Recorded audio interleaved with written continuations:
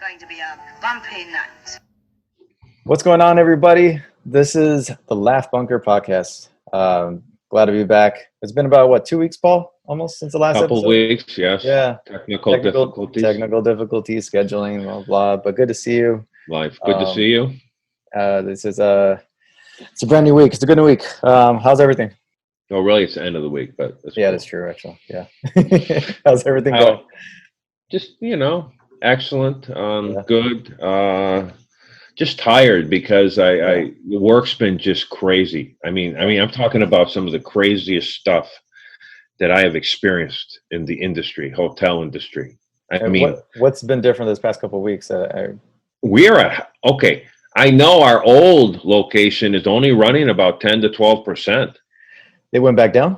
Yeah, I talked to a friend of ours. Okay. It was a friend of a friend. Okay. From the Bell Desk area was talking to me and in code. So I could have misinterpreted, but he told me that he was there yesterday and it was 12%. Wow. Okay. Now we've run up to 86%. Okay. With one person.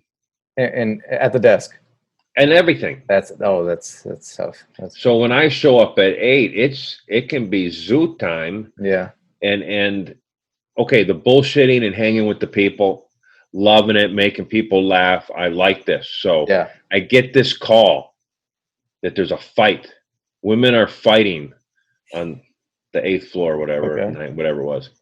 So I go up there and I'm talking about screaming and yelling like this has got to be a movie. Yeah. You know what I mean? This can't be happening. So I knock on the door opens. The lady who comes to the door is dressed in an outfit that is not appropriate. Outside an adult theater. Let me put it that way. Okay. But the other girl has no clothes on. And they want me to expel the naked lady. and these are 20-year-old ladies. Okay. So I told the one lady, I said, "Are you the registered guest?" She said, "Yeah." I said, "Well, I'm not doing this it." Was a scantily clad one or the naked one that was a registered guest? The naked one was screaming in the room. So I said, "You got to get clothes on her because I'm not entering this room. Yeah. And I'm going to call the police." Yeah. And I do this at that point. That's what you pretty much have to. Oh, no. Hey. So she said, okay, they close the door. The screaming goes crazy. The door opens and the naked girl comes out and starts screaming at me. Okay. Naked from waist up. Okay. So I'm like, I'm like, what the heck? So we call the police. The police come in. They handcuff the naked lady. Okay.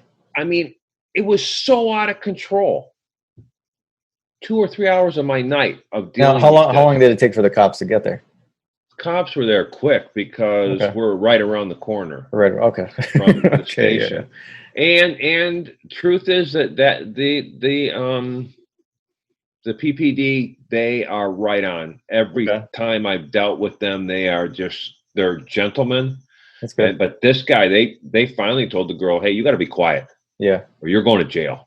Yeah. So we went ahead and we got they handcuffed her, took her downstairs, the other ones, and they were guests on the show, one of these judge shows that's on TV. Okay. So they were one of these people that were involved. And I can just imagine what the show is going to be about. But anyway, so that's interesting that they're filming those type of shows during like the pandemic. So I guess it's fairly easy. You could have the judge, the court officer, and then they might not even have audience right now. Yeah, they probably won't even. You don't need an audience. Probably, really. You could cover it. So yeah. Then the next night, one of the floors is closed. I hear water going. I ask if it's call the front desk occupied. It's not. It's a homeless guy. He has it latched. I'm there by myself. It's me and a girl. And downstairs. Yeah. This guy bursts out. This is yesterday. That's happened before. Is it just the housekeepers are not closing their doors properly? Is that what's going on, or what's? It's got to be it, right? I can't make any comment on that situation, but I'll just say that people are not locking the windows. So first of all, are they coming in through the windows? Yeah, and I'll tell you how this guy got in. because Okay. you'll know the location. So this guy busts out of the door. Yeah, because Pushes I used me. to work at your location. Yeah. Like, that was my first hotel So job. this was on the 3rd floor. Uh-huh. No one's supposed to be there. He busts out of the room, pushes me against the back wall, takes off down the stairs. Those stairs are the ones that go all the way down the valet. They go past 2nd floor valet. Yeah, I'm racing down these stairs, and this is like 1970 shit. You know what I mean? Like French Connection. Yeah, you know, that's exactly what I was thinking about. Just running down the stairs, and he's like, F you, and I'm just running after him. I'm going to crush this guy, I swear to God, or I'm going to fall and be killed. Those are the only 2 options. So I saw that movie. I watched it not that long ago. See, so he busts out, goes through the valet, and then runs through the seminary. Okay. And then there's that big church on the corner there, and on the stairs, this big homeless African American lady starts making fun of me. like I didn't have any speed or something, you know, like I need to train more, you know, so I just went in the hotel. He said, "Hey, lady, I hike." Hey, you know. Anyway, so that was my 2 nights of that, and just so I'm just exhausted on Fridays normally. When we do this, my brain's dead. I'm tired. I only slept about 4 hours because I tried to go ahead and sleep only a few hours, so I'm wasted. And sometimes I'll sleep 10 or 12 hours tonight. But I think tomorrow my daughter has to take photographs, so I think we might get up early and go to Venice Beach in the morning. Okay. And then I think Sunday, if I'm off this weekend, then me and Moses and Corey, we're going to go hike to the top of Baldy and camp up there for the sunrise, party a little bit, hang out. So trails are open. Well, none of the good ones. Okay. So everything we had permitted for is closed this year. Okay. So everything in the ENOJY National Forest moving up through near Mount Whitney, Mount Wilmington, and then the San Giorgio area of the San Pedro National or San Bernardino National Forest is closed. Even Mount Wilson by my house, that whole area is closed. Yeah, because the fires were going on for quite a while. I mean, the entire month of August almost. You know, so and even then it's still smoldering. They said it's only 92% contained. Yeah. So when we went up on Lake Street, I went up on Lake Street and hiked on Tuesday morning. It was nice. It was the first day, but it's amazing. Your fitness just drops. Oh yeah. It's just huge. You take a week off or 2 weeks off. I mean, you took like a good solid month off from hiking. I mean, and I ate a lot of pizza during that time. Yeah. A lot of carbs. There was some alcohol, I'm sure, involved. Yeah. So, that's the but thing. Anyway, holidays are coming up. You know, the wife has her play coming out. They have to do it outside. Can only have so much of an audience. So I'm building a set. And I don't know the name of the play, but it takes place in northern Connecticut. So I got to figure out a way. You know, you can't build sets for outdoor stages that are going to work. Ain't going to work. Yeah. So I'm just going to try to create elements that we find in a forest. Okay. Or a fence or mailboxes or like a country road, because I do have it. So I was up there working on that. What kind of setting is it? What kind of location? Because you could probably even use the outdoor location as. Well, it is outside. In fact, it's in. I'll send you a picture of where it'll be, and you'll understand it.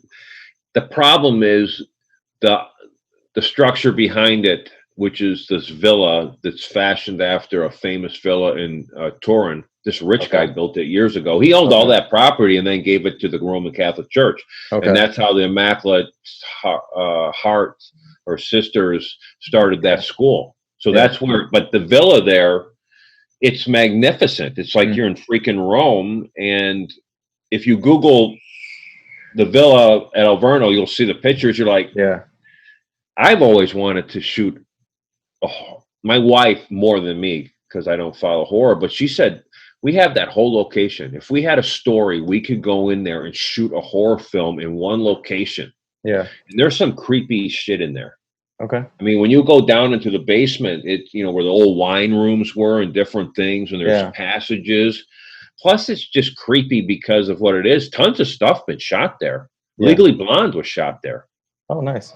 Her dorm. Where is this at in particular? Like, where's the location? It's at Alverno High School and up in Sierra Madre. So if you drive right by the property, you see the massive gates going to it, and then the school came afterwards. But I mean, lots of TV shows are shot there, or were. Yeah. I mean, they made a lot of money out of that.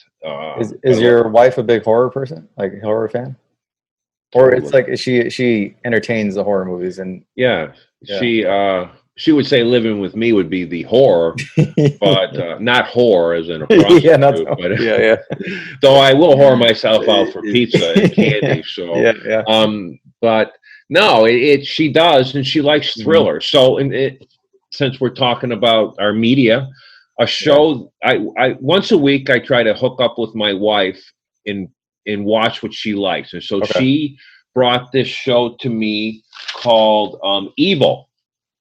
It's on Netflix. Yeah, I've heard of it. I think we might have talked about it one time. But I think we talked because last week we couldn't technically we talked about it last week, but we didn't record that. We did not record. So I watched this show. And it's interesting because you're looking on Netflix and on Amazon. Halloween and horror is really everything this time of year. Mm-hmm. So I watched it, and what I liked about it was that it's what they're doing. Is they're trying to prove whether these incidents are supernatural, leading to some sort of spiritual deity, God, the devil, or is there a clinical reason for it happening? Okay. And the lady who's the skeptic is the clinical professor. Okay. And the African-American guy is a priest. Oh, nice.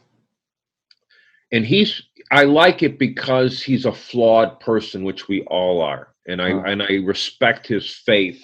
And it also has two guys from Lost. Asif Mandevi and Michael Emerson. Mandevi was right from the beginning, and then Emerson went ahead and came on later when Lost got weird as shit. Where I couldn't understand. He was part of the other people. Yeah, the others. The others. He was kind of like the beady-eyed, glasses, shorter. Glasses. He ended up on a show with Jim Caviezel. Yep. God, what was it called? Human Target. I don't know, but I think he wore the same glasses. He has the same look, because he was creepy. Yeah. Anyway, that's since we're talking about what we've been watching. Yeah. Just bringing that up for a minute when you asked about my wife Halloween. Yeah. I liked the show. I only watched a couple episodes, but it goes with the times. I mean, Halloween is. Would you say that there's more horror movies made about slashers or supernatural? You're a horror guy more than me, and like the devil. I would think the devil is probably a big co-star in a lot of movies. More supernatural. Yeah. You think so? Yeah. I think it's but slashers are very easy. I think slashers are a little bit budget-wise easier to make, maybe. Of course, well, especially in the digital age, or even before with green screen, or how about before with just 35 mil to make that stuff work. Yeah. The next episode we should do, because it's closer to Halloween, we should do like more of a horror movie part 2. I know Moses and Corey were not thought we needed to go more into. Well, I'll tell you what. If we camp this weekend together, we'll be up hanging out. So I will. I'll have a discussion with them, and I'll get their feedback on. I'll even record it a little bit, maybe if I can. So, yes, we will cover that. So anyway, before we go, what we've been watching other than Evil, everything good with you? What have you been doing? You know what? It's trying to think of like what I've been doing. Been working on a lot of school. It's midterms. I'm taking classes. Obviously, we've talked about it. But how many hours are you taking? I got 3 classes, 3 full-time classes, I guess. I'm not sure what that adds up to. 9 or 10? Something 12? Like that. Yeah. And then the midterms week, so a couple essays, a couple of... Are you doing your classes online, like Zoom, like my wife and everything? No, well, there is that element to it, but I don't participate. Luckily, they're not mandatory. So I'm just. So do you have other students you see and hear? No, like I don't do the Zooms. I don't care too much for the Zoom. I'm too busy to like take an hour just to attend a Zoom meeting it does me nothing. So but you give projects. Yeah. So they post up everything for the week. You have the lessons. You might have a video presentation of a lesson from the professor, and then you go through the modules. There's a couple of assignments, maybe a quiz, maybe one big assignment, but this week was midterm, so I've had a couple of larger assignments to do.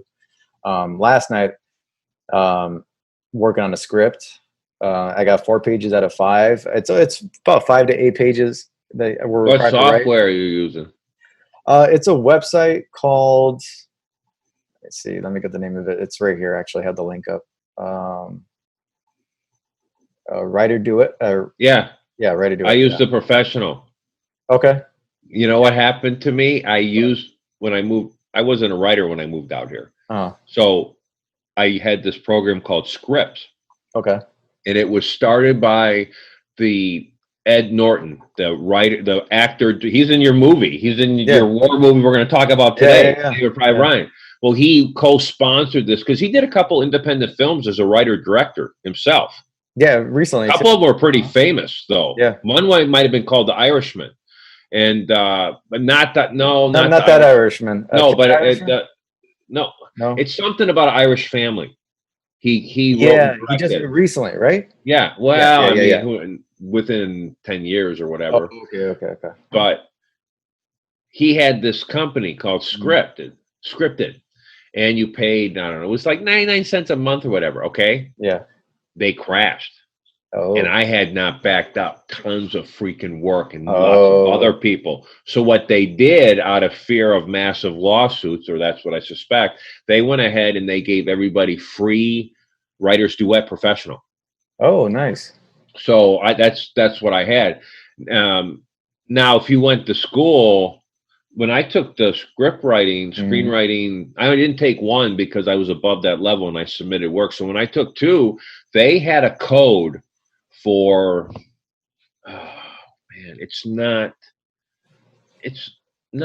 the software program, and I can't think of it. It starts with a C. It's like a short word. No, it's not Celtic. Celtic. Okay, there you go. This is the number 1, but they had a code and it was like 13 something a month or whatever because you were a college student.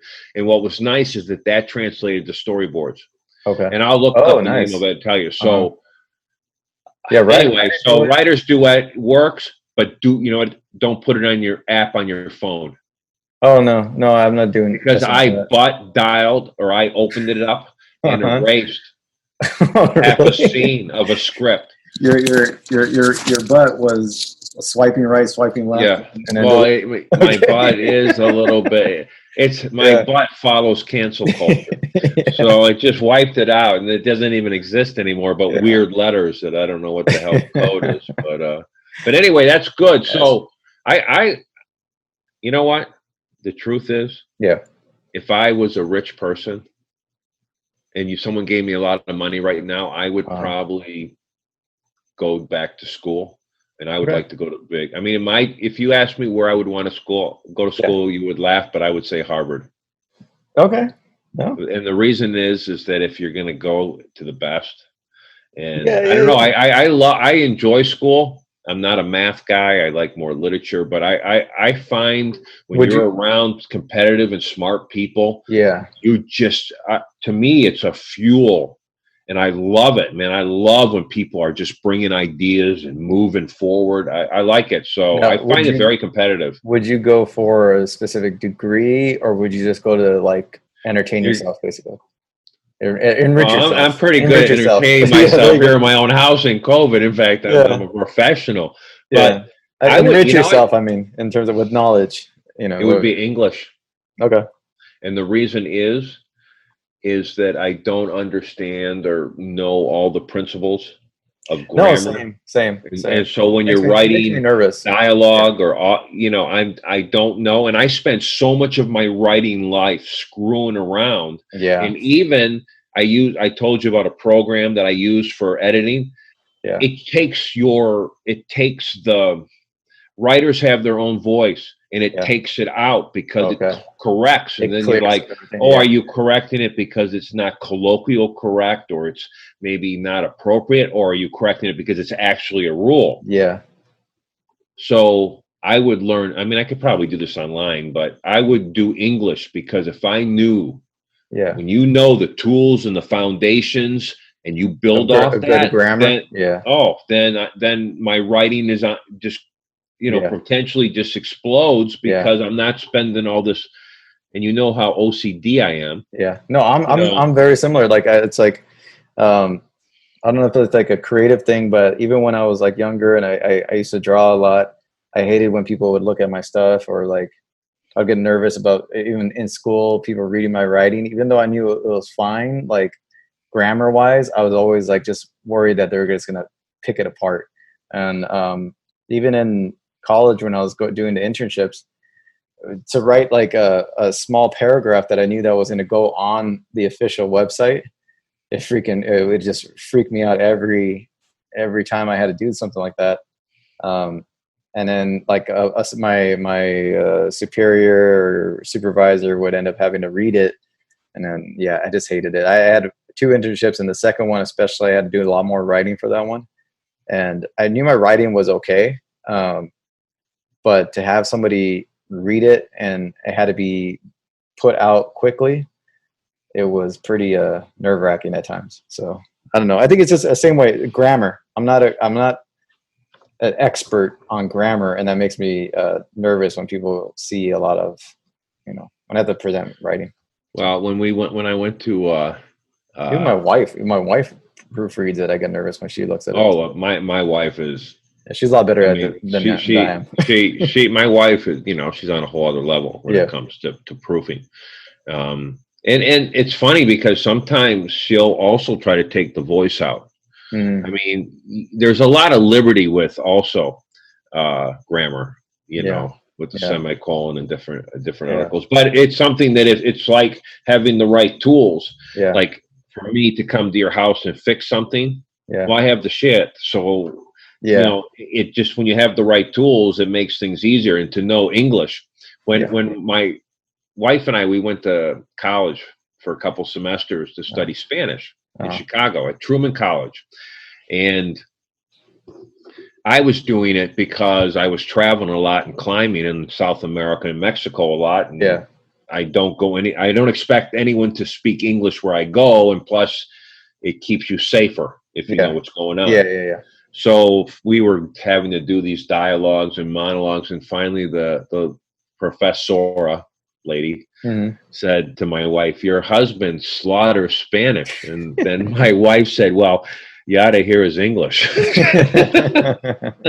So that being said, I studied in Chicago, on work sites where some of the best English. Huh? Did your wife pick it up better than you did? No, I understand. And even at the hotel, but I have no practicar. Yeah. So I talk like I'm handicapped, and yet I understand, because if you know the verbs and the endings, you can put together pretty much who the subject is. Yeah. So You can. it's pretty easy when, I would couple times. In fact, one time these housekeepers where we used to work were talking, and I knew what they were saying. They weren't saying it about me, but they were talking, and I said, "Cuidado, yo comprendo." And their eyes, I'd never spoken anything to them. And the look on their face, because they're thinking not what they were just saying. They were thinking, what have I said? What have I said around this guy or about this guy? So anyway, that would be something that I love education. Yeah. Smart people turn me on. I'm very blessed to I am not smart, but I'm blessed to be surrounded with some intelligent people. Yeah. And so that, plus I like the, movie Social Network. So that just seems like the place to go. Yeah. The music is awesome there. So, was I there? No. I went on campus before. Have you been on campus? No, I've never been there. I've never been to Boston or Massachusetts. Oh, no. Yeah. I was there. I almost forgot I was there. 2 years ago. Really? Yeah. About 2 years ago. Was that before or after the so? Is there anything you saw in your head that? So I didn't even think about the movie while I was there. I don't know why. It's a very beautiful campus, and I remember like there's students everywhere in the little town that's interwoven within the campus. It's like streets of restaurants and shops and bookstores and all that. It all has to do with Harvard. It just Harvard is that whole little patch of town that's around there. But we got to stop there, eat, stop at one of the bookstores, walked around the campus for a little bit. We didn't get to see a whole lot of it. That was a trip. Is it big though? It's probably huge. It's big. It's a huge campus. Yeah. I forgot what spots we went to. But I remember how it looked and all that. Isn't that the oldest? That's the oldest school, I think right? so. Didn't we look that up? And I believe it was '1, and William Marriott was '2 or something like that. Yeah. So that trip we did, we started out in Montreal. So I flew into Chicago, Really? and then had a layover in Chicago. Went over to Montreal.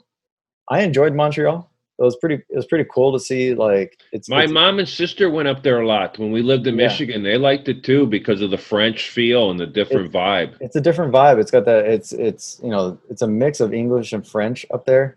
The TV, same thing. Every other channel's in French. The old part of Montreal, we found a really good restaurant that's kind of family owned, and the lady there was like just treated us like it was like her kitchen. It was a great place. I think those are the best places, man. Yeah, I think it was called Red. It was like Robin. It was like Robin's or something like that. I don't remember what it was. Great food. They have a big casino there. Like the city owns it, or the province or whatever. I don't know. They don't have states up there, is it? I don't know what they call it. Province, right? So the government owns the one casino in town. It's huge. It's like it looks like a stadium from the outside. It's kind of like New York in the 30s and 40s. Yeah, one family ran it. Yeah. So we did that. Then we went over to Boston. How far of a drive? So you drove there? No, I think we flew into Boston. Okay. Why'd you go to Montreal though? I don't know. I think it seemed like a cool thing to do. Start in Montreal and then fly to Boston. Then from Boston. So you flew from LA to Montreal? Yeah. Well, no, actually, I did. Really? No.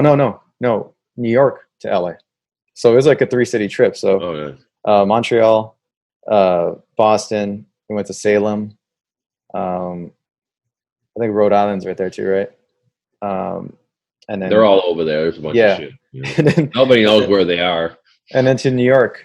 So when you went to New York, did you go to Broadway or? We stayed on Broadway, on Times Square. Yeah.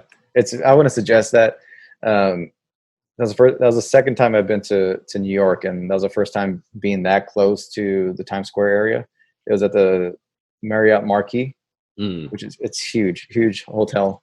But I mean, you literally step out the door and go to the right, and you're on Broadway right there. So it's Times Square. It's too crowded. I would go further down. The first time I was in New York, we stayed in Chelsea, which is just like maybe 5 minutes, 10 minutes down the road. It's a big difference. I had a couple friends who, one guy for sure, Jeff Locke. They went to Times Square for New Year's Eve. Oh, really? And they went one time. They stood there forever. I can't do that. I don't have a big enough bladder. And my wife, though, she stayed east side, west by the Central Park.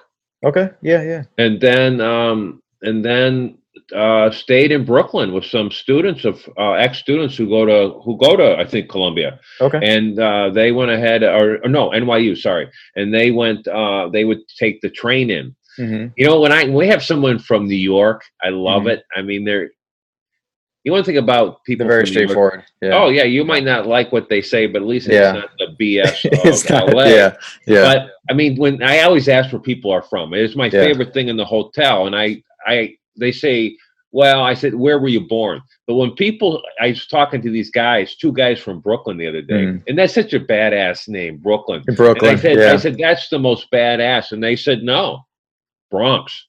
Oh yeah, you're right. Yeah. So I thought that. So with the guys from, these were some tough looking dudes from Brooklyn, saying it's the Bronx, and the way they said it, it was like, yep, that's. Have you been to the Bronx? I've been to Brooklyn. I've been to the Bronx. What is it? I've been to the Brooklyn, the Bronx, the Queens, right? Yeah, Queens is in there too. Queens, Brooklyn, Staten Island, Manhattan, North. If you had money, because if I had money, I would do this myself. Yeah. But I think it would be so cool to live if you didn't have to worry about money, but not living super richy, but just really live there for like 6 months. Oh yeah. I think you could do. I would do some great writing. Oh it would just be. There's it's something so powerful about it. It's I've never been there, but everybody who goes there is like jazzed up like you are. It looks like the movies. The feel of it. I mean, people will run you over if you don't watch it when you're crossing the streets, like because like especially in the downtown area, it's packed out. It's packed. It's pretty crazy, but no, it's cool. I loved it, and I went there twice, and I enjoyed it every single time. It's everybody says this. Yeah. No, I'm just saying I've not been there. You know what makes it cool is that there's a lot of culture. There's a lot of different cultures. It's just the hustle and bustle of it all, and then the ease of moving around, going to Coney Island or going to like Queens or Brooklyn or like Central Park area, and like you just hop on the subway and then just. Well, I mean that's everybody who. That's what I enjoyed the most. The city. No, I mean no driving.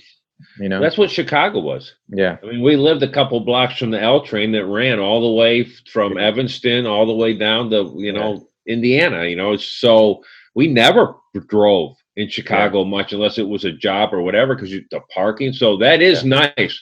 Though when you were on the L subway, was it very crowded? A lot of people there? No, I don't think at any time was it overcrowded. There's always a spot to sit, and if you didn't have a spot to sit, you just hold on to the rails, and you're pretty good. But for a good groping, yeah. So, when you go to New York? What's your favorite? Like, what did you like? What was your favorite chow food? I mean, what was something that tasted great? Went to Katz's Deli, the big deli, big Jewish deli over there. And let's see. There's this one Chinese restaurant. So we were at the second time I was there. We took the train over to Chinatown because we wanted to go check out Chinatown and then get some food. And it was kind of late at night, so there wasn't a lot going on. Ended up finding this really good restaurant. I think we were in Wall Street. We were by Wall Street, so I took the train over to Chinatown, which wasn't that far away. And then when we got there, that's when we saw that there wasn't a lot going on. So we went. The restaurant was in between all these buildings and residential. That area kind of dead at night, isn't it? It is. And then you go in there. We're walking through these buildings and these alleys.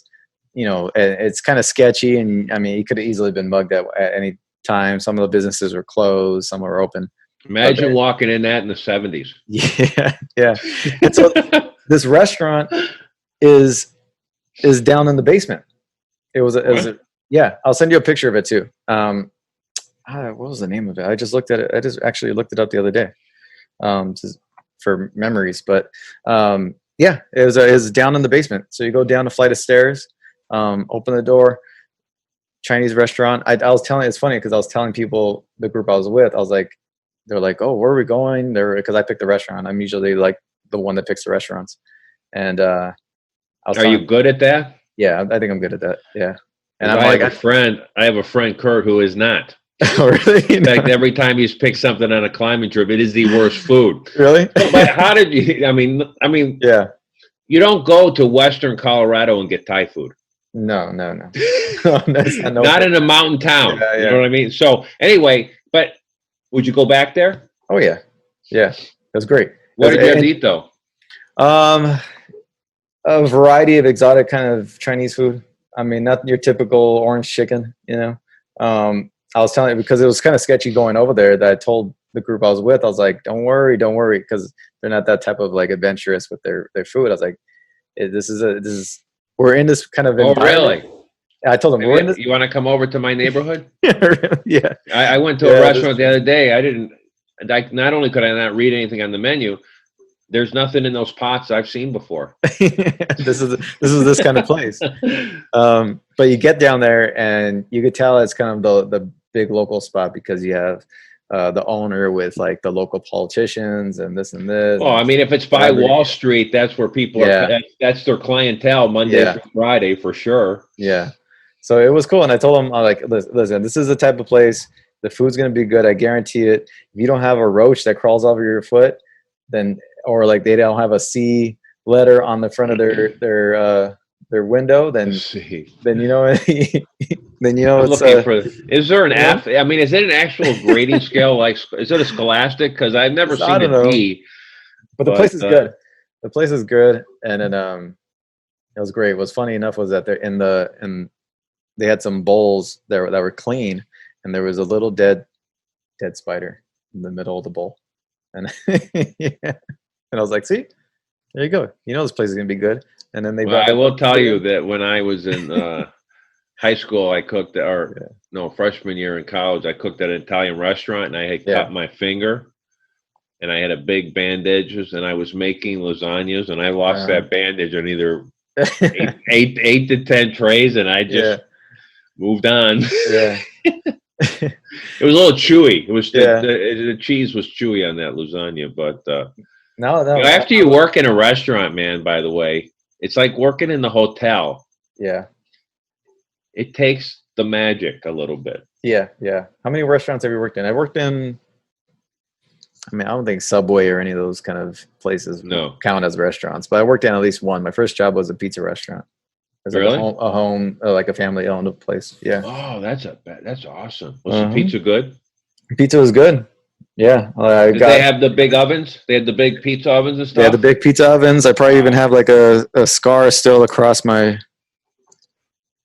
forearm where you burn yourself sometimes when you're getting seared. Yep. And then you make your own calzones, and when you're I would do that all the time. Tack some of like the sausage and bacon in there and put stuff with extra cheese. Yeah, that was good stuff. So let me go back. What was your first job? That was my first job. How old were you then? Probably 17 or 18. Okay.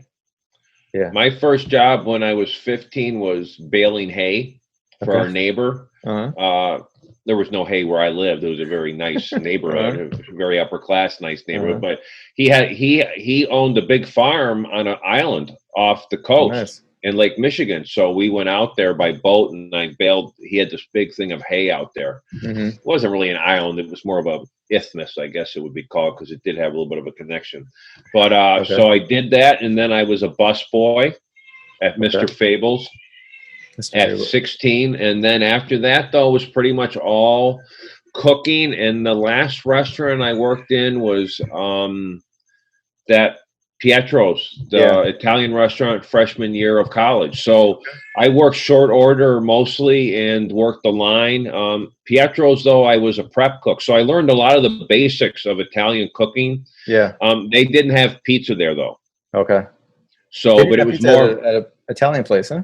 No, it was more high. It was more of a high-end kind of. High-end. They made all their own pasta. Pastas, It was called Pietro's in Grand Rapids. Now they could have pizza now, but man, we would show up. You know what's so funny? If you own a restaurant, people are stealing. I'm telling you. And we would show up in the morning, and the cook, they made fresh bread, the noodles, everything, and they would be sauteing lobster tails. Yeah. And we had lobster sandwiches. And then one of the guys was addicted to those little things that they make, the snippets. It's the compressed air, nitrous oxide for whatever, the whipped cream and stuff. Yeah. One time they opened the door, and the guy just fell right out on his face. I mean, just was unconscious and hit the nasty tile floor. Yeah. So that was what my jobs were. truth is, there's a couple things that I added to my repertoire of cooking that I learned from the chef at our hotel. Okay. No, there's a couple, and there's one thing he told me about cookies. Yeah. Because what he told me was that, and this is a fact, when you're baking, you got to put on the air. You got to get rid of the humidity because that changes the consistency. And if you don't know how to adjust baking soda, baking powder, or even salt, or even adding an extra 2 or 3 tablespoons of flour, you're going to get the flat. It's going to be flat.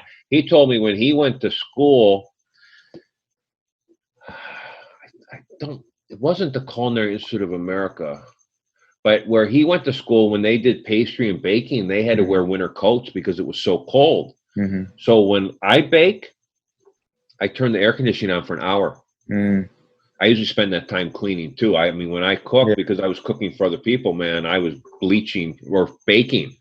But also, my daughter, she worked for this guy who was a Nobel Prize physicist out in Colorado, where she went to university. And he's the one that really helped me with baking, because baking is chemistry. Cooking is an art. Baking is, you're mixing ingredients, about fully mixing, also refrigerating your dough before you bake, because that's like helps it settle and rise. So anyway, I did you know what, and we went down to Venice this last weekend, Cynthia and I. And our favorite thing is just to walk up and down the boardwalk and hit all the little restaurants. There's a phenomenal fish taco place down there. Hold on.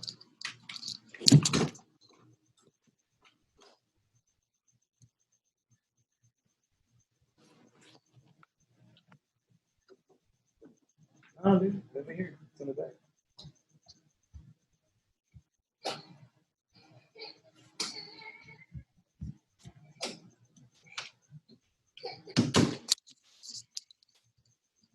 You had to get some diapers. They're good. I know. I use them on. I have to wear them on Tarantino movies. Or Super Bowls. You were saying about Venice. So I went down to Venice this last weekend because everything had been canceled. All our trips from Whitney, Wilmington, still things are closed, even though they have opened up a little bit. You know, so we went down there. I love it down there. You stayed down there for the weekend, basically, right? Yeah, stayed on the weekend. We stayed on the boardwalk. Killer place. Venice Suites. I highly recommend it. Now, there's a lot of homeless people there, and some people might not feel comfortable, but to me, it's one of my favorite. I would say Venice Beach might be one of my favorite places in the world. And it's not just because it's beautiful and it's wild and out of control. To me, because of, you know, Arnold Schwarzenegger and bodybuilding and the lifting, it's very nostalgic. For you, for my wife to go to New York, you could understand where that's the Mecca. Doesn't matter where you're doing theater in the world, Broadway is going to be it. So for me, it was nice. Used to go down there all the time, lifted at Gold's Gym down there for a couple of years, was always on the boardwalk, walking, eating, hanging out. But then after working where we worked in the Long Drive, man, I said I would not go down there. And I didn't go down there for a couple of years. And it's gotten way more crowded than when I used to first go there 10 years ago or whatever. But anyway, we went down there. We had some killer food, and it's just these little mom and pop places that just rule. And it's food is cheap down there. You would think it would be, no, it's and there was just crazy ass people all over. So where we stayed on the roof, it was all open, and you could look all the way everywhere, and the sun's setting, and everyone's having a drink and hanging out. So I went up there about 11 o'clock at night, and I looked down on the boardwalk. It kind of was like that movie I Am Legend. It is. It is crazy. They had people were dancing and partying out on the beach with these crazy lights and music, and the maniacs, crazy people running up and down the boardwalk. It was literally just bizarre. That being said, it was a great time. Had a wonderful time with my wife. We just walked and hung and just you're having a good time. You're not turning on the TV. We just hung out. We met cool people. We had cool food. That's 25 minutes from my house, man. Like, why? So I'm a little bit more motivated to go down there. Yeah, especially now with no traffic and very little traffic at least. Going down there, was the first time I've been in traffic since April. Okay. So I haven't driven. I mean, everywhere we went, I mean, Baldy is, it's close. It's not there. But going down there, it was when, where the 10 hooks in there. And then when you get down to the backup. You have to go through downtown, basically. So, but it's earlier. You know what? It's better to go early. Yeah. Yeah. So we had a good time. It was nice. You ever go down there? You know what? Before I started working at that hotel we used to work at, a lot more. But while I was working there, on occasion, getting out at a decent time, would go over there to have a drink, and that happened like a handful of times. At the end of the pier, the Santa Monica Pier, there's a restaurant that I love. They make the most incredible mushroom quesadillas, and their margarita it's just a bowl. It's like a 5-gallon bucket. It's but it was closed, and they didn't even have outside stuff going on there. Most other places had outside or the spacing. In fact, on Venice, do they still have street performers? That's like crazy stuff. Okay. People selling stuff. I usually walk around. Truth is, I gave away massive amount of money to homeless people. I mean, not saying that. I just, there were these two guys. I'm not kidding you. So, do you know where the handball courts are? Yeah. Behind the thing. So we walked around, and the homeless have taken those over. Those are actually. Are they encampments now? Yeah, solid encampments. So I walked over, and there were these kind of younger guys, and I'd seen one of them driving a bike, and he were kind of muscular, and they had this pseudo gym put together there with crazy components and whatever. And so I walked back. We walked by it, and then I told my wife, I'm going to go back. So I went in. I said, hey, can I come in here? And they were like, what? Like, what was this big muscular black guy and this other white guy with the big, heavy metal beard. You know what I mean? Kind of not millennial beard, heavy metal beard. Yeah. That like a rock band, like Megadeth or something like that. Yeah. So I came in and I gave them $20. I said, hey man, go have some beers. And they said, why? I said, because I just appreciate this crazy stuff, and you're working out, and I honor it. One guy's name was Sean, and the other guy's name was Larray. So I just talked to them for a while, and then just left. But that's the stuff I like when I go down there. Did you ask them their story and how they got there, where they're from? No, because I'm with my wife, and But if my wife wasn't there, I would have probably brought the beers and hung out with them, because I would like to know. I'm fascinated with people. So that was a wonderful time. Mm-hmm. And it was just, I just needed a break from the house, man. Yeah. I mean, just nice to go down there. I'm motivated, and I'm going to go down. I think in late November, we might just go down if I can get off, just go down for a week down there. Yeah. I think just hang out, man. Good. Every now and then, just head over there, get away. I thought if I stayed there, you could have a bunch of people over, and you could have a party on top of that place. Did they close that off? Can you have people up there like that? Oh, people other than your key card. So if you walked in with me, they don't know who's in this place. Yeah, no, they don't. And so, but the roof's huge. Yeah. And I'll send you the picture I sent you of the beer can. That was just looking north. But anyway, it was a good time, and good. Had a good time with my wife. She's a good traveler. We have fun and no stress. Though I think I'll even get in the water next time. Okay. I would have loved to body surf. The waves were up on the Sunday morning. Yeah. And I thought, man, I would like to go. I haven't been out in the water in a long time, but it just looked like a good time. So it was cool. Yeah.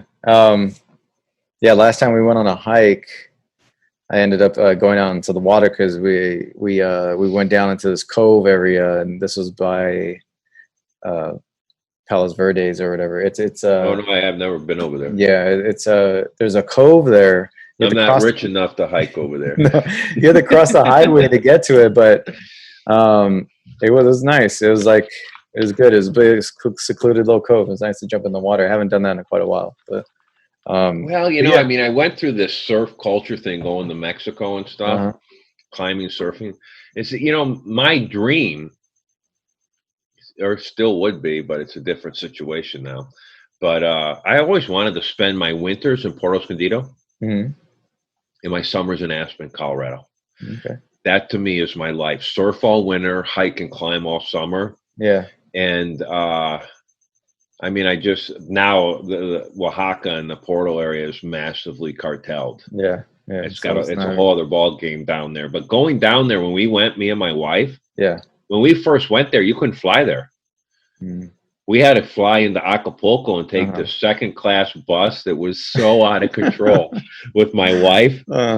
Oh, in fact, when we went down on that trip, there was this famous goalie from the Mexican team, and he went to Chicago, and his father was kidnapped or something. Okay. Jorge Campos, I think was his name. What year was this? Oh man, 90s maybe, whatever. I can't think of his name. I'm but anyway, so his father he was from that area, Acapulco, and then we're on this bus going down, and these black SUVs pulled up, stopped the bus, and they got on, and they started going through in Spanish. These tough looking, you know, I don't know if they were FBI or whatever, but they were in jackets. They were somebody. Okay. And, you know, like the nylon jackets. Yeah. And so they came in, and they went to get we went to hand them our passports. And the guy, who I thought was from Mexico, he had a Boston accent and said, "We ain't looking for you guys." And went on and went into perfect Spanish right after us. And just, I don't know what they were doing, but it was just on that trip. But I mean, I'm talking about, it was like you're talking about. Did they have like a mask on, like a ski mask? Is that like. No, they were FBI people or looking for something to do with whatever. But to have that kind of accent come, I mean, the look on my face was like, it's like a leprechaun talking. Do you know what I mean? It was like, no, well, you're lucky. That's Spanish. You're lucky it was FBI and it wasn't, you know, because that could happen easily with like a cartel. No, we took we one time, my wife and daughter flew home from Porto, and a friend of mine, Peter from South Africa, but I worked with him in Chicago. He flew down, and we took a bus through Central America, and we went down through Chiapas back in the 90s when the stuff in the army, and there were fires, and they did stop the buses, and we're pulling people off the buses. And I mean, we stick out. Yeah. You know what I mean? But they were, and the people were lined up, and it was pretty.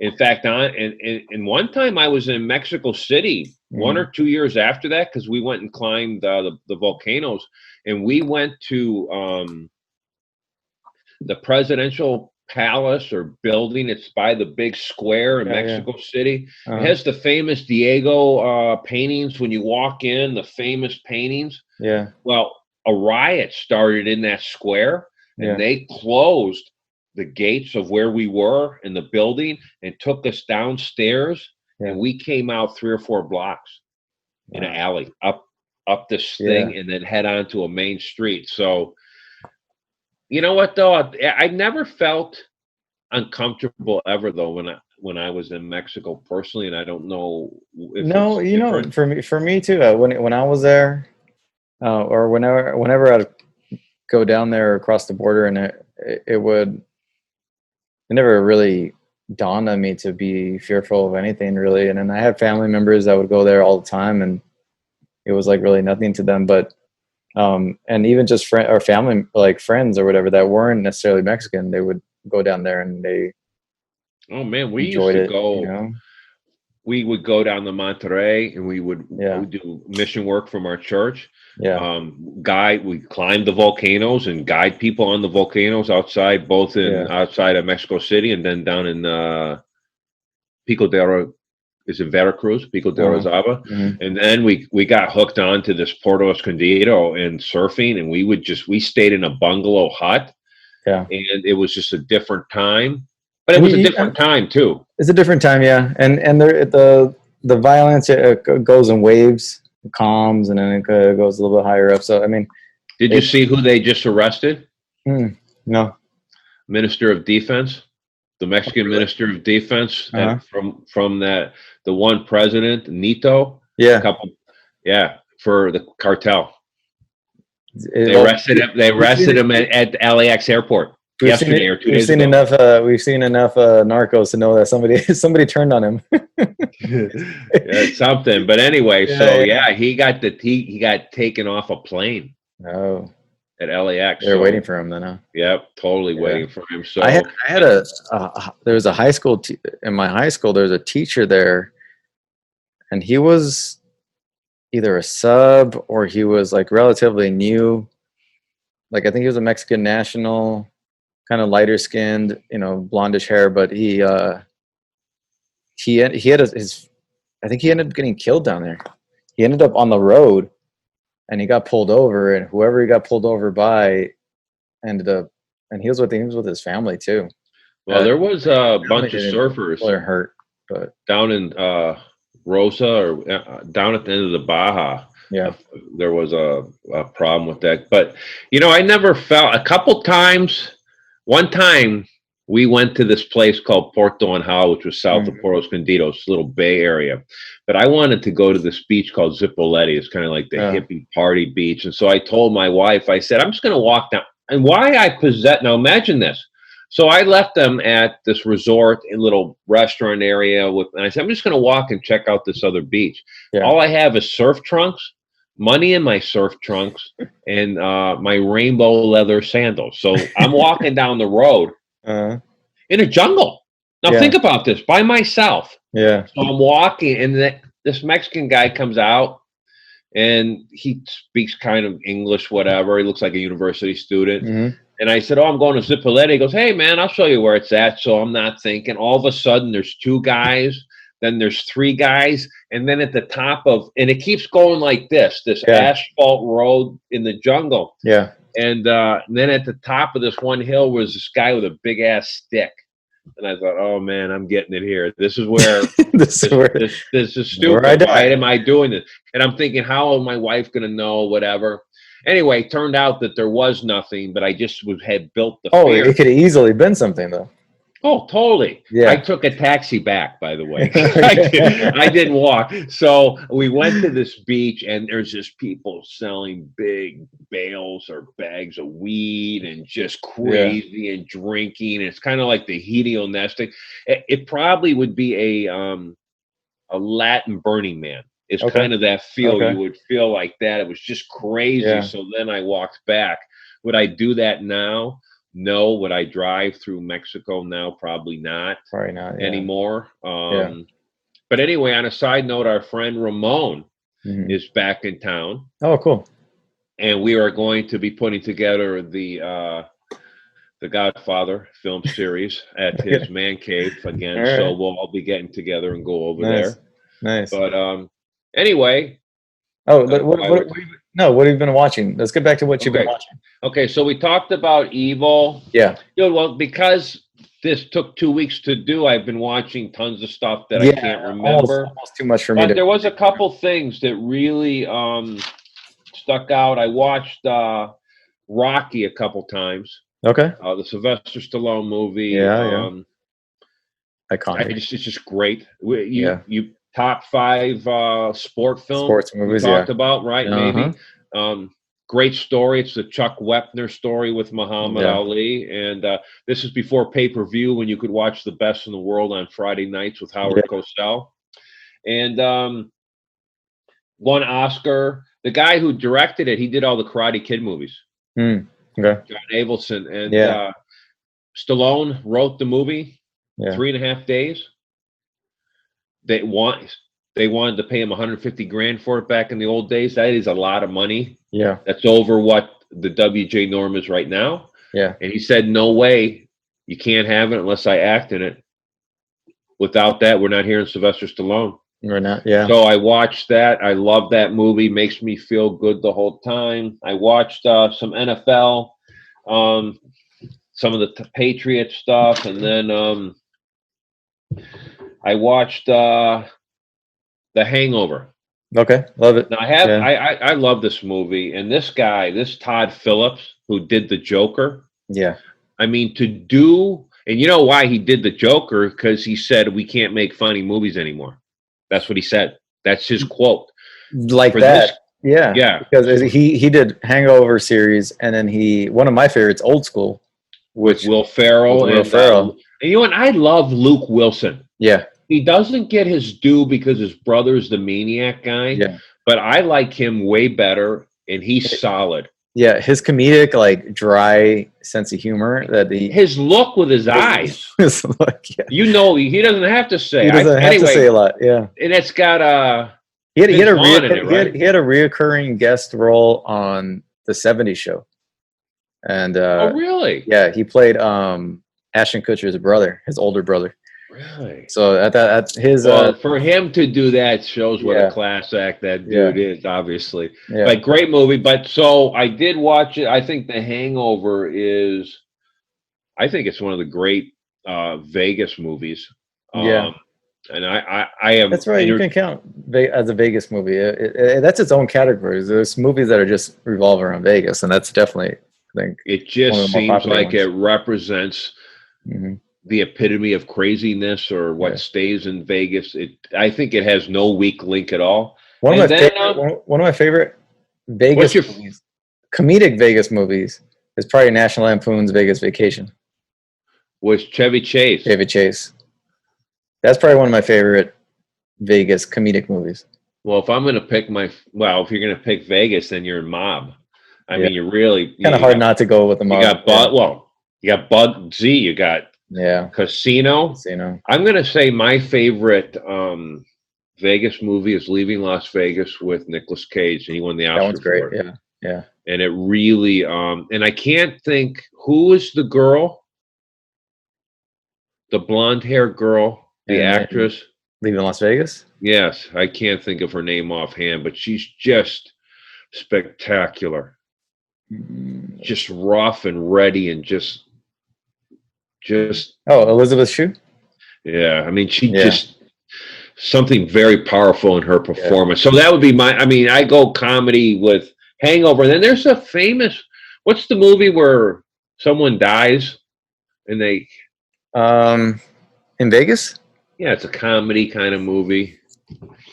I can't think of it offhand, but so I watched The Hangover, and then the last thing I watched, and this was. I watched it because of war movies. I watched Patton. Okay, nice. With George C. Scott. Yeah, and I think it's one of the great war movies. It won 7. It won 7 Oscars. So we're going to talk about war movies. That's kind of like one of our, at least give a list of our favorites. Yeah, but we'll go back to what you're watching. But so that was the last thing I watched. Nice. And the screenplay. 1970, written by Francis Ford Coppola, his first Oscar. Let's go. So what have you? And I've watched a smithers of other little things, but nothing that I can go. So what about you? What do you got? As far as series, I believe I might have finished Raised by Wolves with the Ridley Scott series. I went back and was rewatching a series that was kind of short-lived, only did 2 seasons. It was produced by Mark Wahlberg for HBO. It was How to Make It in America. It was. I never saw that. It's one of my favorites. I thought really? I thought the second text season. Me that. I will. Text it to me, please. And the episodes are maybe 30 minutes long. But it takes place in New York. It's got two friends. They want to start a clothing business, and it's kind of just their kind of like hustle of like trying to get it done. And then you have let me give you the cast. It's a great cast. You know the actor Luis Gomez? Yep. And he was in like Traffic and all these other movies. What other movies was he in? You know who I'm talking about, right? You mean Jose Guzman? No, Luis Guzman. Yeah, I mean, Luis. Boogie Nights. Yeah, I mean, Narcos. Was he in Narcos? Yeah, he's Gotcha. Is he in Narcos? Let me see. Yeah. I don't know if he's in Narcos. Yeah, pull him up right here so you can get an idea of who I'm talking about. And let's see, what else is he in? Have you ever seen that movie Waiting? It's about the restaurant. Ryan Reynolds. Have you seen that movie? Yeah, he's Gotcha in Narcos, man. Okay. So he plays the cousin of one of the main actors in the movie in the show. He plays the crazy guy in Punch Drunk Love too, man. Oh, this guy limey out of sight. Oh, yeah. You know what? He learned who he was as an actor, and that's why he's in everything. He's in every stinking thing. Yeah, he's great. He's great in this show. You have Lake Bell. You have the actor Brian Greenberg, Shannon Sossamon. It's just a fun, like New York, like show. I don't know. I love that show. So I'm in the second season now. We're watching it. I thought the second season fell flat a little bit, maybe because I think they were having trouble wondering if it was going to be picked up for a third. And I think, when was the writer's strike? 2008 or something like that. Somewhere around there, right? I wonder if that happened. It happened right after I moved here for film, so it was right after that. Yeah. You're talking about the WGA strike, right? Yeah, because I know the writer's strike affected a lot. No, this was 2010, final episode, 2011. But yeah, that's one of my favorite shows. I was rewatching it. I wish it would picked up, somewhere else for a third season, or maybe they can even bring it back, because I think that show and those actors are just so good together. Yeah, I also went on a sci-fi kind of kick this week. Was watching the Star Trek movies with J.J. Abrams, those ones with Chris Pine and. I love that first Star Trek movie. I just watched it last night. The first one again. Yeah. You know what? That's a good call, because that really. That cast was spot on, I think, in terms of for the original series. Oh, I just love the way the other actors got together, Spock and the other chick, and not chick, can't say that word, but then you thought that was a great switch. Yeah. And I loved the opening. Yeah. And I even loved the doctor guy. Yeah. He's so different in my original series than that. Yeah. But he plays him right, because he's got that very snarky kind of like sarcastic attitude. Yes, I love it. And Scotty, was So yes, I thought that was, and it looked freaking great. Oh, it looks amazing. Uh-huh. And I loved his dad, that actor who plays his dad anyway. Yeah. In the first one. Yeah, he's kind of like a mentor. He's not his dad. His dad. No. Yeah, that's what I mean. But he plays like a father figure to him. Exactly. That guy. He's a great actor. A great actor. That's a good movie. I love that. Isn't Tyler Perry in the movie? Yeah, he plays like one of the judges or something like that, like right? High-ranking kind of like official type of like. He obviously loves Star Trek. He obviously loves Star Trek, right? When I see him, I'm thinking like he must have just been a fanboy and like, get me in that movie. I'll play whatever you want me to play. I'm not saying I like his movies, but I'm going to tell you what, I like that guy. Yeah, especially what he's done in Hollywood. See what he's. Hey, he says screw Hollywood. He did his own thing. He's from, Chicago, playwright. My wife and I knew about him before everything went. But knowing his movies, and I wasn't necessarily really a big fan of his movies either, but to see how far he's come from just being a guy who made those like Medea and all that, and to see him being such a powerhouse in the film industry, it's just like it's pretty crazy to see how far he's come. You know what? He seems like a pretty stinking cool person to hang out with. And I think that when you're cool like that, great things happen. And I agree. So I think he's very talented. I did that. Watched the Star Trek series. I like the sequels too. The only one I thought fell a little bit short was the third one, the third final of that trilogy for this crew. As far as the Star Trek, J.J. Abrams series. Second one had a Cumberbatch in it. He played Khan. I thought it was pretty good retelling of it. It wasn't dark and gritty, but it was pretty sleek, and it was a good story. Had what's his name? RoboCop. What's his name? The guy that played RoboCop. God, what's his name? That actor. Well, see, I'm thinking Peter Weller because Peter Weller. Yeah. Oh, really? Yeah, he's in it. Yeah. Oh, have you seen the sequel to? No, I'm not. I don't do a lot of sequels. Personally, it was good. It was good. If you're matching it up with like the original Star Trek Wrath of Khan, it's not an exact match in terms of like how Khan is interpreted. The original one was with Ricardo Montalban. Yeah, the Cordoba. He did the car commercials about the rumor was he had chest like a plate put on because he had the real muscular. Yeah. The Wrath and they put the stuff in the ears. Yeah. Well, remember, and they crawled in the helmet, and the one guy went crazy. Okay. But so do they have that in the second one?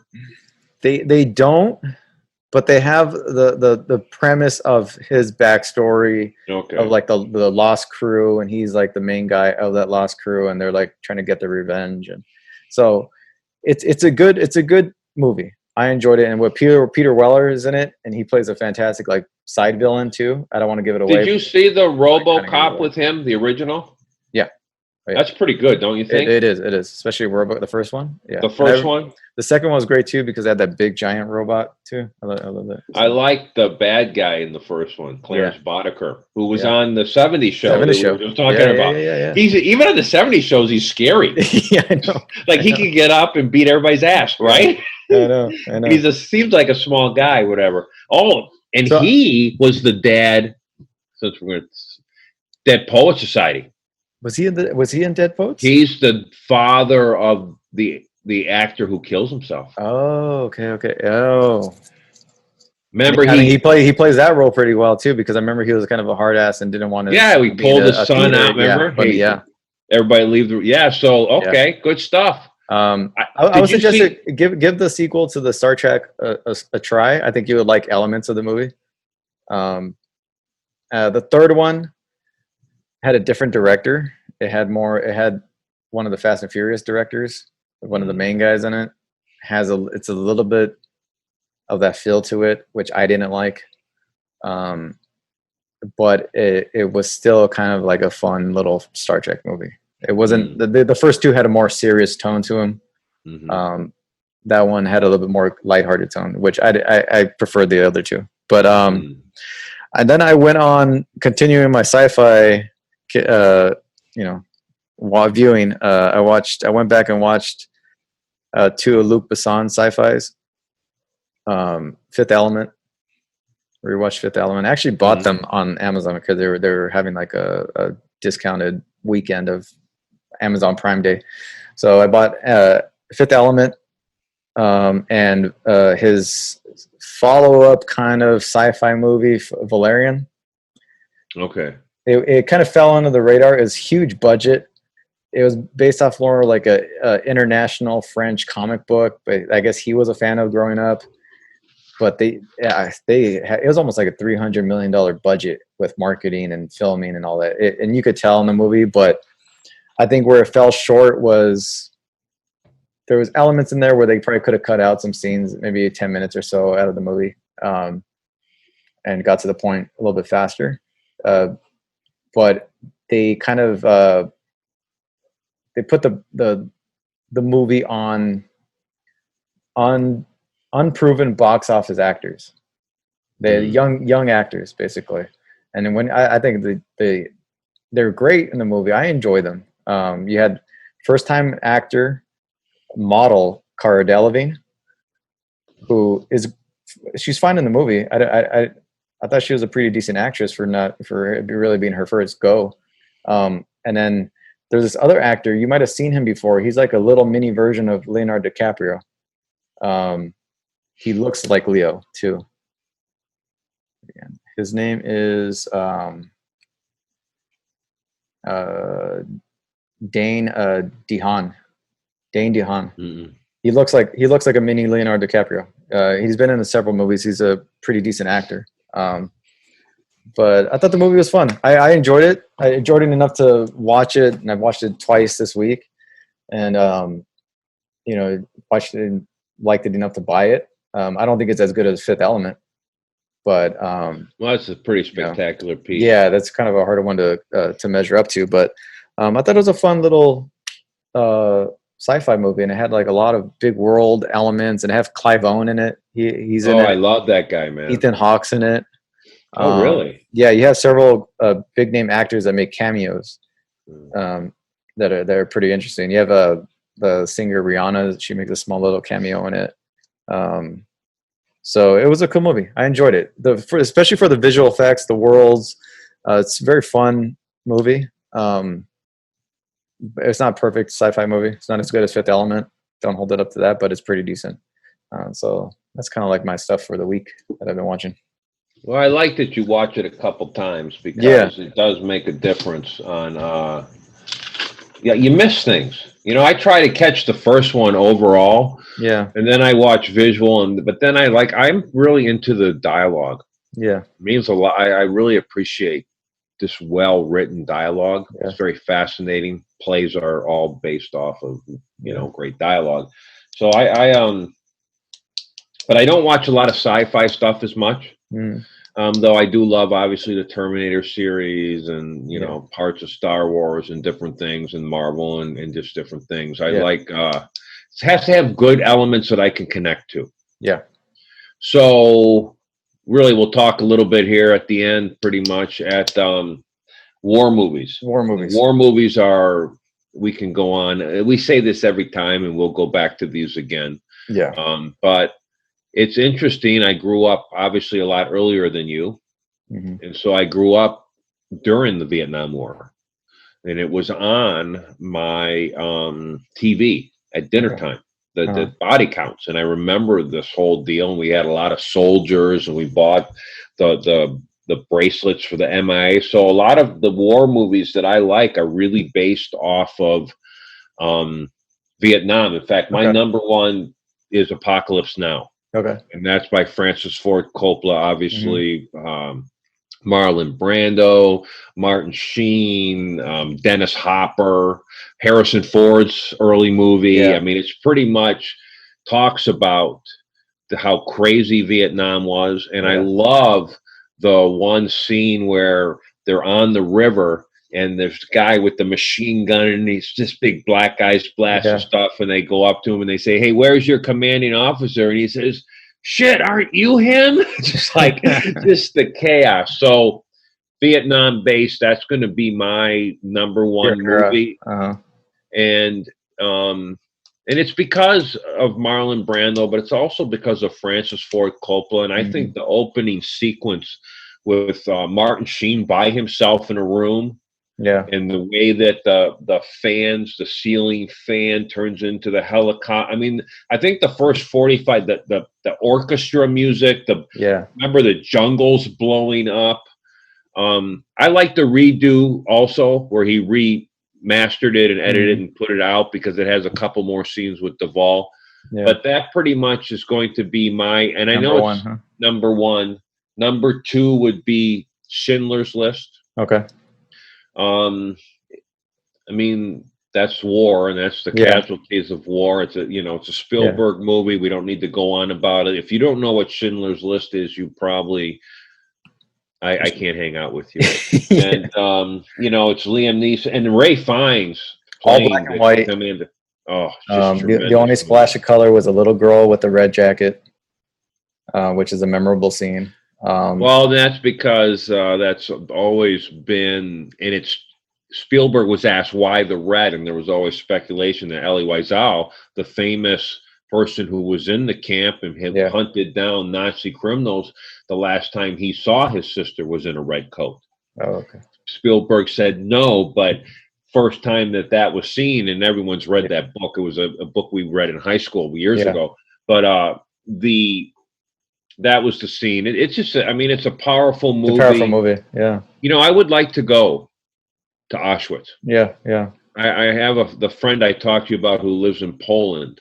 He's been there a couple times, and he's a person. He's very agnostic, and his parents are you know, we all went to church together.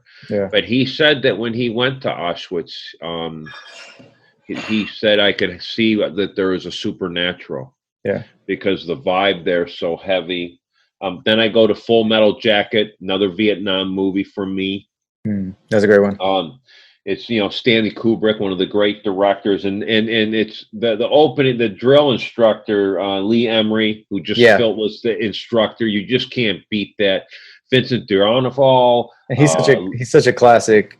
Oh, his voice is so iconic. When they sing "Happy Birthday to Jesus" and they're with the cans, and I love that movie. Yeah. Then 4 again, Platoon. Yeah. With Oliver Stone. Yeah. I mean, this movie, I've seen it a million times. It's just basically good against evil. Tom Berger against William Dafoe as the sergeants. And just Charlie Sheen.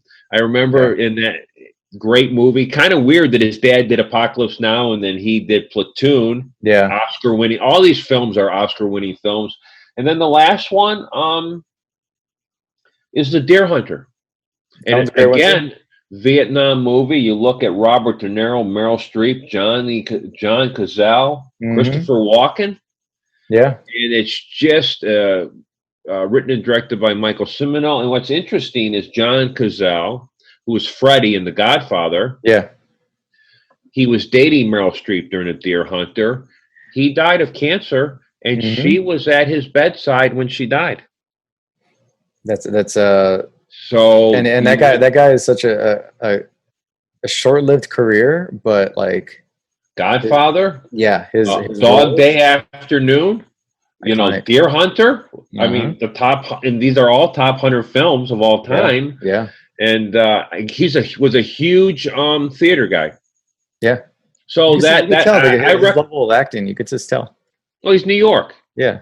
You know, so those were my honorable mention is your favorite, Save It Private Ryan, Black Hawk Down, Patton, which I watched, Das Boot, about the German U-boat, that's subtitled, great movie. I mean, can you think of something crazier here? Let me get in a can and go 300 feet down so you can so you can go over me and drop bombs. Yeah, no. Who would pick that? That would not be on my thing. Can I go under the water and drown? Yeah, and then heights or even being underwater like that, claustrophobic. Oh no way, I don't. And The Great Escape with Steve McQueen. Yeah. So these were the movies, and a lot of these, you know, when I grew up, war movies were big back in the 60s and 70s. I mean, you think about all the World War II movies, and I don't know why World War II wouldn't be bigger for me, unless maybe it was because, you know, my relatives, they were in the war. So that's why Vietnam's a little bit more. If it hits home a little bit more with you because you were probably a young child around that time, so it's like. Oh, totally! You know? It was on TV every day. Yeah. So, I know you love Saving Private Ryan. Is that your number one? I would say top 3. Now these may not be the best war movies, but they're the ones I enjoy watching a lot. No, it's the ones that strike you emotionally. Yeah. That's all that matters. Black Hawk Down. Yes. Was always one of my favorites. I just put it on sometimes just because I loved the cast, the young actors that were just newcomers at that time. I like Sam Shepard. General. Yeah. Well, I mean, there's so many big time stars in that movie. So many. You don't even. even like a young Ewan McGregor and like Josh Hartnett and all these actors that eventually what happened to make it pretty Josh big. Hartnett? He's done pretty well for himself. I mean, he was on that show Penny Dreadful for 5-6 seasons. But man, he was being pushed to be the movie star dude, man. He was good in that movie too, by the way. That was crazy. Did you ever see his horror movie that he did, 30 Days a Night? Did you ever watch that one with the vampires? Mm-mm. It's a good one. He's up there in Alaska. It's a small little town. And that part of Alaska, there's like the whole month basically it's just kind of like darkness because the sun, the Earth's rotation and stuff or whatever like that. And the vampires end up taking over the town. So it's like a small little, Alaskan town. That's going to be a bummer if it's dark if the sun's away for 6 months. You better have a good food supply. That's the challenge right there. So it was actually a pretty good movie. I watched a movie with him where it was about the murder, the Black Dahlia, I believe. Oh yeah. The Black Dahlia murder. Yeah. That was a good movie. And he didn't fit the 40s or whenever that time period was for some reason. Yeah. No, I could see that. Yeah. It's amazing how some actors fit into that. Yeah, they fit. They actually look from the time. If that like Mark Ruffalo in Zodiac, he like fits. I don't know that. Did you see his movie You Can Count on Me? No, I don't think I have. I highly recommend this movie. This movie is from Laura Linney plays his sister. Okay. It's killer. Let me see. Another go-to of mine that I would put on every now and then, Jarhead with Jake Gyllenhaal. About the Iraq War. Yeah, about the So that's going to be your favorite war movie about Iraq. Yeah, but this was Desert Storm. This is about like kind of takes place like early 90s. Desert Storm. Yeah, but that's in Iraq though. It's in Iraq. Yeah. It's one of my favorite movies because there's almost no like actual war gun shooting scenes. It's all just kind of like it gives you the inside look into the mentality and the effects of war on the person, the individual, and that's why I enjoy it so much because it's like there's no fighting in it really, but it's like a psychological war movie, and it's one of my like when all the sky's orange from the smoke, when the oil and all that. Yeah. It's got a great cast. You got Jake Gyllenhaal, Jamie Foxx, Peter Sarsgaard. It's one of my favorites. Did you see Three Kings with George Clooney? I did. That and Hurt Locker would be my two Iraq war movies personally. Yeah. And a third that I found myself watching a lot. Obviously, Saving Private Ryan is there, but Tears of the Sun with Bruce Willis and Monica Bellucci. She plays like the nurse or doctor, right? She plays like an Italian doctor down there at a mission. He's him and his unit, and his unit is like his group of Navy SEALs. There's some really good actors in that bunch, and they go down there to basically get her out of that location because you have a surging kind of rebel infantry. Was that in Africa, correct? In Africa, yeah. And then they end up the mission takes a turn where they end up escorting and almost the entire village, or at least a good portion of the village, to the safe borders, and then that's kind of how the. Is that based off a real story? Do you know? I don't know. I think possibly. I never really looked into it, but I just love that movie because it's got a little bit of like. It's got really good, especially the end scene of the final battle shootout. You got some sniper shots in there. You got some really dramatic kind of like close quarter. And you have Monica Bellucci. And you got Monica Bellucci. Which, I mean, in war, that's what you want. Yeah. So I mean, if it's your last days, then... I recommend it. I think I don't know if you. I like Bruce Willis. Have you seen it in a while? Yeah, I saw it when it came out. Okay, I enjoy it. It's one of my ones that I would put on every now and then. I don't know. I just enjoyed it. Those would probably be my top three. I think notable mentions, and those are my top three because I enjoyed them. I put them on all the time. Those are the ones I go to. Saving Private Ryan is there. The guy who shot Saving Private Ryan shot Schindler's List. Janusz Kaminski. There you go. And they're both visually stunning. So Gladiator would be a war movie. Yeah, and I was gonna say you got to go. If we're talking about modern military war movies, these are probably some of our favorites.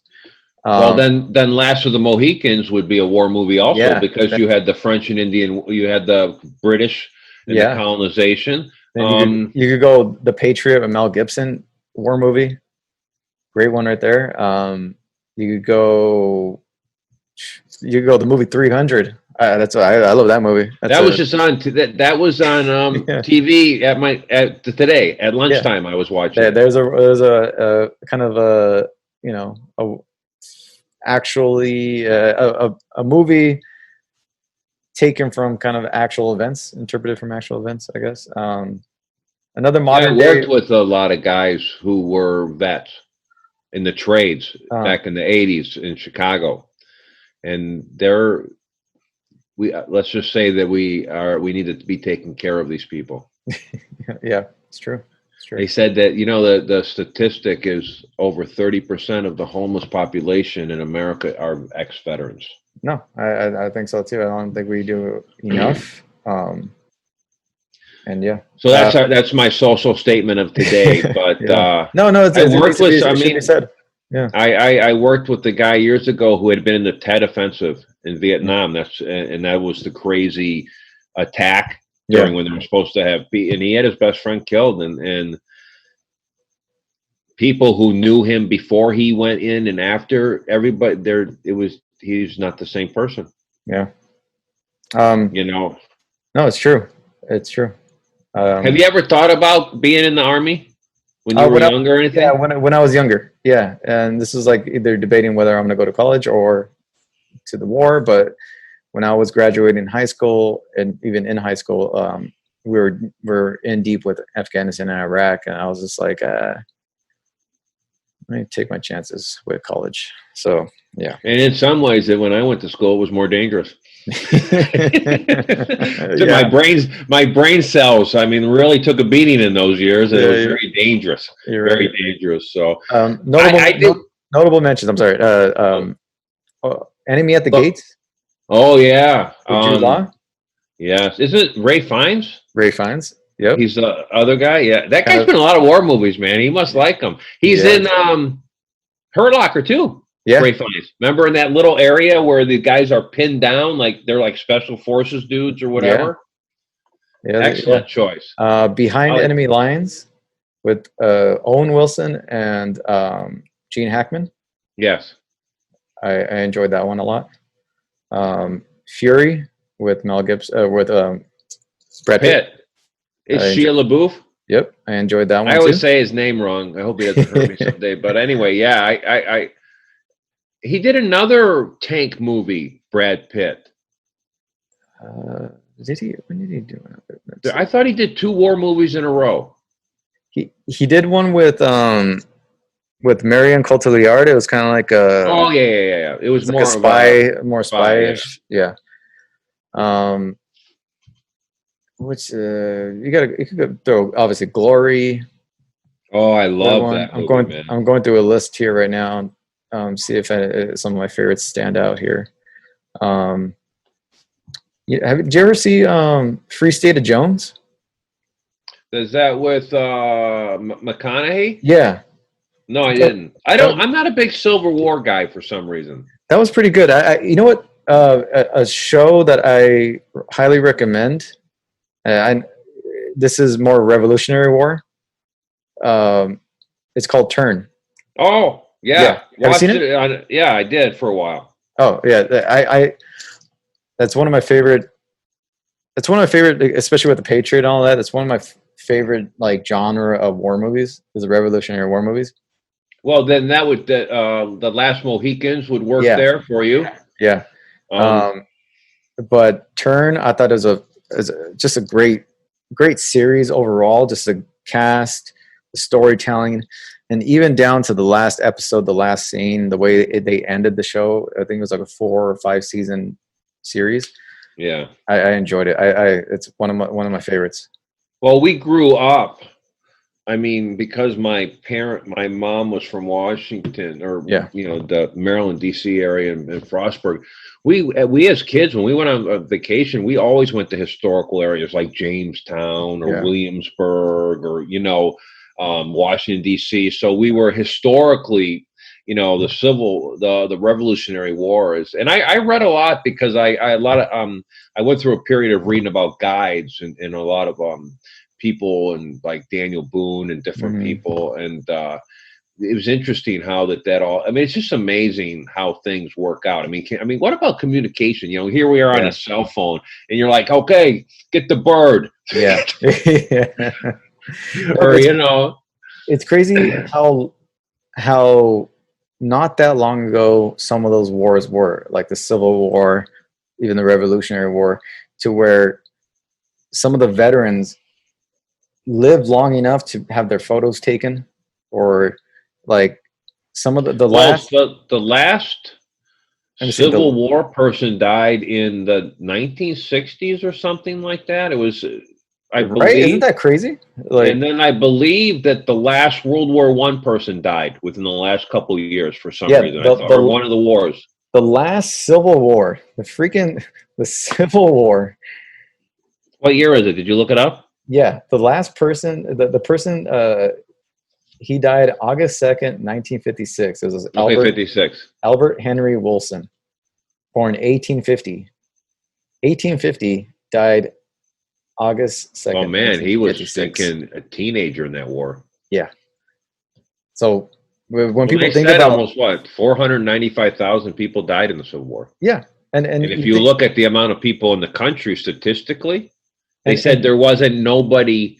They said that there wasn't anybody in America who didn't know somebody who died, not fought, but who died. Yeah. Now think about how, like, when he died in 56, and that's not that long ago. So what year were you born? 62. 62. 17 years after World War II, when the whole world was at war. And think about 17 years in your life.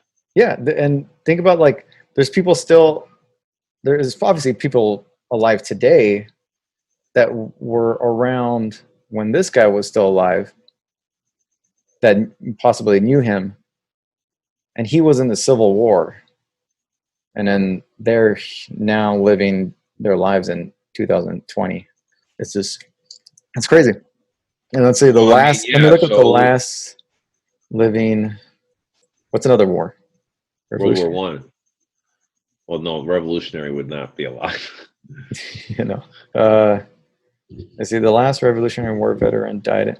So the last Revolutionary War veteran died in 1869. Wow! After Civil War. Yeah, and this is they only have a last name, but so when Wilson was born, he was born in what? 1850. The last Revolutionary War veteran died in 1869. So he was so that's two people. Let's say your father, think about it, that's like that's two people. If you're going back to the Revolutionary War, that's literally like, that could be two people, three people behind, like generation wise. It's not that long. And I think the photo, there's a photo.